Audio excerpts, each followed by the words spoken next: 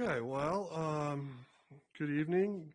Obviously, trading deadline has come and gone, and I know there's always some expectations on these types of things, and I'm hopeful that people understand the situation we were in, and when we were looking at what alternatives we may or may not have had, it was sort of a tricky balance for us, candidly, because of when you think about having to manage the 46-person COVID list, to then try to bring something into the system, then something had to go back out. And if we weren't able to cut a deal where we could simply try to take somebody from that 46 off, then that was almost like a tax on doing a deal, because ultimately then that person would either have to be outrighted or be given their release. And so it was just something difficult for us to feel like we were getting a deal that we felt made sense for us moving forward. And, candidly, we never really felt like we were all that close to some things, but, we explored a lot of different ideas in terms of what we could possibly do to make this club better. But we're in a very unique spot just because, as a club, we still really have only played 5 games together as the team we thought we were going to have when we broke Camp 2.0. So, can you guys hear me okay with my mask? Good. So anyway, that's where we are, and still hopeful that when we get to 100% healthy, there'll be enough games left, and we can continue to compete. Happy. Mo, you kind of indicated that was going to be an issue in the previous. What's that? Oh, can you hear me? Loud and clear. Oh, okay. You had kind of indicated that might be an issue, in the previous week or so. Did you, in fact, have a much lower volume of conversations that you would on a typical deadline day or deadline few days? Oh, for sure. Usually these days are really, really hectic, and for the most part, it was pretty quiet. And when you think about even like sort of, let's just sort of assume you go with that model of buyer seller, like nobody felt we were selling. And so we weren't getting people like calling us, asking us about X or Y, because they know we're still sort of in that, uncertainty period.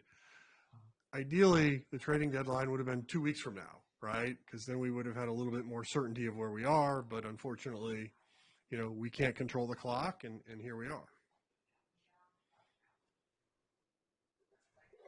Mo, did you give much thought at all to exploring 2021 at this deadline? There were some guys moved that have control beyond this year. Was that something that you looked into, or was that also unpalatable because of the unknowns? I think, we still have a lot of questions on what we're going to look like next year, especially from, the financial models. So trying to dive into what 2021 would look like was not something we weren't interested in. I mean, obviously, when you can make a deal that's more than just a rental, there's some value to that. But there's a handful of young players that we don't really want to partner with at this time, and it just didn't seem to make sense where it felt like we were getting value in that decision making.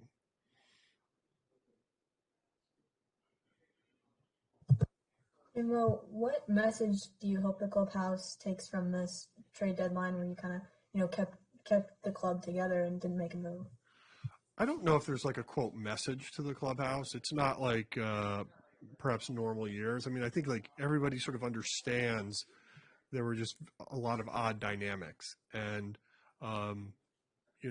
clearly this is a team that's happy to be back playing baseball, happy to be back on the field, but recognizes there's still some things we have to work through. And, circumstances can create these types of environments. And none of us have experience sort of managing these rosters when you have a third of your roster go out with COVID. And how people return from COVID is different than maybe when you're dealing like with a traditional injury of a sprained ankle or a hamstring. And so we're trying to do the very best we can to get ourselves back, and you'll see this week we will start to see players return. like we saw last week, and that's encouraging. But I think reality is the message to our club is, look, I'm proud of everything these guys have been through, because they've been through a lot, and to be where they are and still competing at the level they do it with no days off and no rest for the weary I admire that. I think it's impressive. And so, again, if there was ways we could have tried to add something to the club, that made sense for us, we would have. But it's getting to activate players, which is really the trick. Well, what's your level of concern with the pitching depth with the doubleheaders ahead and the 40-man moves that you are sort of describing are imminent? Yeah, scared. And that was part of the problem for doing something now, because, as I said, if we had acquired someone, then all of a sudden you would have lost the depth, likely. So, what our hope is that there's going to be either some players that we can get through waivers, or that as we get closer, then maybe we can be active on the waiver side, or at that point, if there's been players that are looking for work, maybe we can help there. But first, got to get back to 40 and then sort of answer that question. Are you currently in the process of doing that? We obviously know Sanchez is on the IL, and some of this other stuff happens out of sight. So like, for example, like Helsley will likely be activated tomorrow. So that will have to create some move to get him back onto the 40. And so, in Sanchez's case, that was an easy decision, right? Because he wasn't going to be able to pitch anytime soon.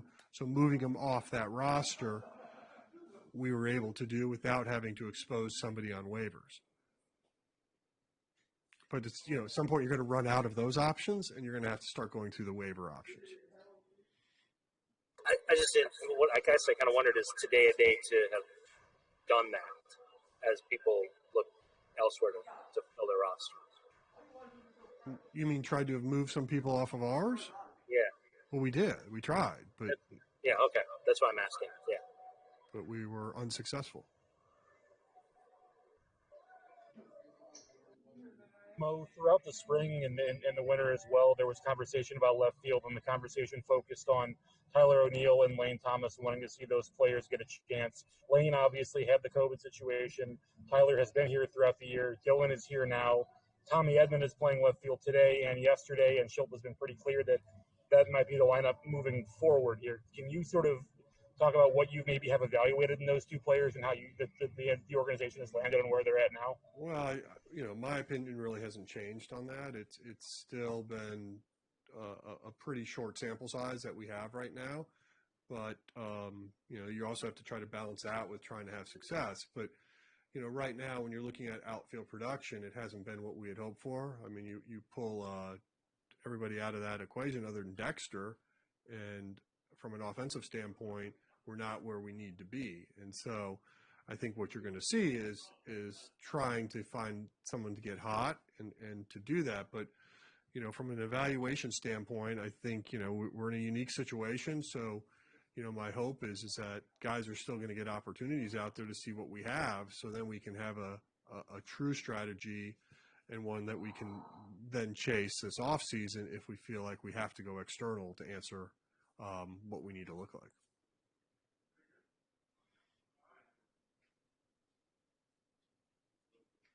Mo, were finances an aspect of this at all? We know that, teams aren't getting any gate, et cetera. The Cubs have been pretty upfront that they kind of didn't have a lot of net wiggle room financially. Can you speak to that aspect of it at all? It really wasn't something that was like holding us back. I mean, obviously we're not having any gate either, and it hasn't been a good year for us financially, but it was really more of when you're thinking about sort of the acquisition cost of what you may have had to give up plus what you're going to have to remove. And on the margins, it just didn't seem all that worth it for us to go down that path at this time. Now, it's going to be, the test is going to be when we get back down to 40, and what's our depth look like then? And that's the part, we're definitely, I'm concerned about, but it's certainly going to be a test, especially as we get into probably early next week. Mo, when you look at some of the pitchers you have had to bring in and use here over the last couple of weeks, Meisinger, Cruz as examples, those were guys who weren't originally part of your 60 who were added and sort of thrust into major league roles because of their availability. Are there other pitchers who are in the organization who might find themselves in a similar spot here in the couple of coming weeks? The list of guys who we know XYZ players are sitting waiting and maybe could fill those similar roles in a couple of weeks? It's possible, but right now I think we're trying to remain flexible just for maybe what's unknown in the next week or so. And in fairness to those gentlemen, we didn't want to be at 60 when we opened up. We felt like we didn't know what was the right way to build this type of roster. And so as you guys recall, we were a little bit more strategic on leaving ourselves some room to bring people in later. And in hindsight, if we knew we were going to have an outbreak, we probably would have redone the whole thing differently anyway. But unfortunately, you live and learn. Speaking of the 60 pool, Mo, Sejas obviously went off, and now Sanchez. Are you adding anyone back into the pool at this point? We are contemplating a couple players. We're just doing some background now just to see where they are from their throwing program. And then obviously we've all been through this part of my speech before is the intake process. And so, we got to make sure that if we go down this path, we can have some resources here sooner rather than later.